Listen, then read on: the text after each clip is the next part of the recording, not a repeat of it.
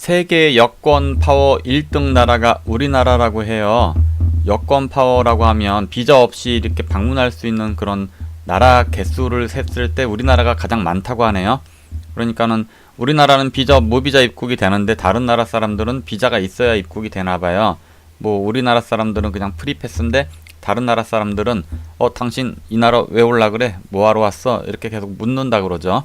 우리나라는 그냥 프리패스. 이 프리패스 할 수 있는 나라가 전 세계에서 가장 많다 그래요.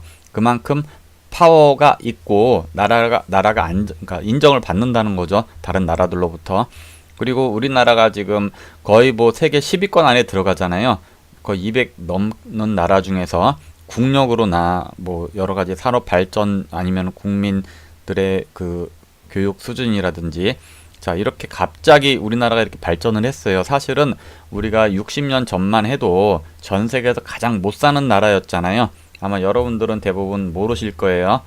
뭐 안 태어난 분들은 모르는 거고 예전에 이제 연세 있으신 분들은 다 기억을 하고 계실 텐데 1960년대만 해도 우리나라가 전 세계에서 인도 다음으로 못 살던 나라 6.25 전쟁 끝나고 아무것도 없었잖아요. 다 폭삭망했잖아요. 오히려 북한보다도 훨씬 못 살고 저기 이디오피아 이런 나라들보다도 훨씬 못 살고 우간다 이런 나라보다도 훨씬 못 살던 그런 나라인데 갑자기 우리나라가 이렇게 근대화 산업화를 막 단시간에 압축해서 성장을 해버렸어요. 지금 여러분들 휴대폰 삼성전자 휴대폰 다 알고 계시잖아요. 전 세계에서 지금 최고죠. 이렇게 뭐 IT라든지 전자산업 그 다음에 뭐 조선산업, 중화학산업, 뭐 전 세계에서 탑을 달리는 산업이 좀 있어요, 우리나라가. 이렇게 갑자기 우리나라가 전 세계를 주름잡는 이런 나라가 됐는데, 그 바탕에는 도대체 어떤 게 작용을 했길래 갑자기 이렇게 발전을 할 수 있었을까? 자, 그 바탕에는 바로 동학이 있습니다, 동학. 여러분들 동학 잘 모르시죠? 자, 동학난이라고도 많이 알려져 있고, 동학혁명이라고도 하고, 사실은 동학이 예전에 최재우라고 하는 분, 최수훈 선생이라고 그러죠. 그 최수훈 선생에 의해서 창도가 된 우리나라의 그 신교의 맥을 이은 종교예요. 그 신교라는 거는 예전부터 우리나라의 그 국교이자 우리나라의 사상이자 종교였어요. 여러분들 화랑도 아시죠? 예, 화랑도도 신교의 맥이고 고구려에는 조의 선인, 백제에는 무절 등 이렇게 그 신교의 맥을 이은 수련단체, 종교단체가 있었어요. 유불선보다도 훨씬 이전이고 유불선의 모든 교의를 포함하고 있는 그것을 이제 우리가 풍류라고 배웠을 거예요. 그 동학이 갑자기 왜 튀어나왔느냐? 자, 지금 이렇게 갑자기 발전할 수 있었던 그 바탕에는 정신적 에너지가 있어야 되잖아요. 자신감, 그렇죠? 그 어떤 정신적인 혁명적인 에너지가 있어야 되는데 그 혁명적 에너지가 어디서 왔느냐? 바로 동학에서 왔어요. 자, 그 이유를 얘기를 해볼게요.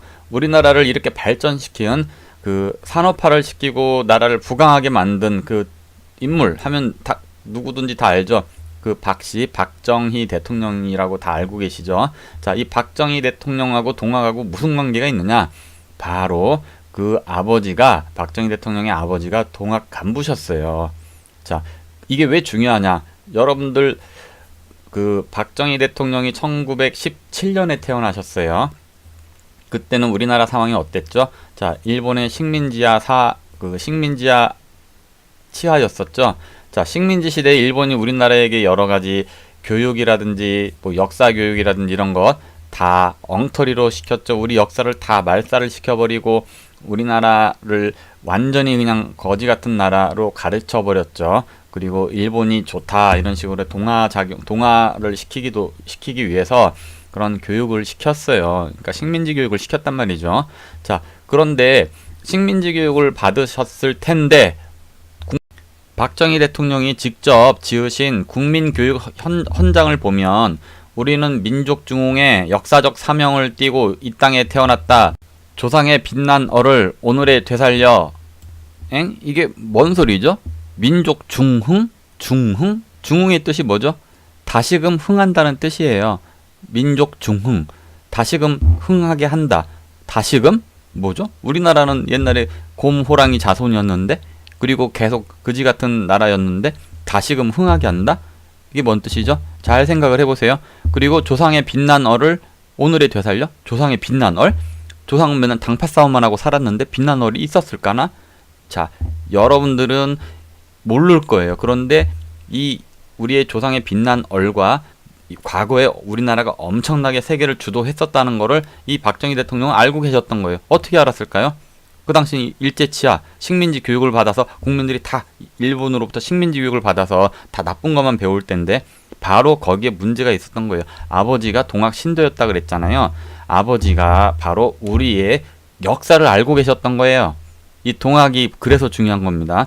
우리의 올바른 역사와 과거의 위대한 역사를 아버지로부터 배우셨던 거예요. 그래서 그 당시 일제시대 교육을 받았지만 이분은 아버지로부터 가정교육을 통해서 우리의 과거 위대하고 찬란했던 역사를 알았기 때문에 지금의 이 암담한 현실을 다시금 되살려서 회복을 시켜야 되겠다. 이런 역사적 사명감을 느끼셨던 겁니다. 이해되시나요?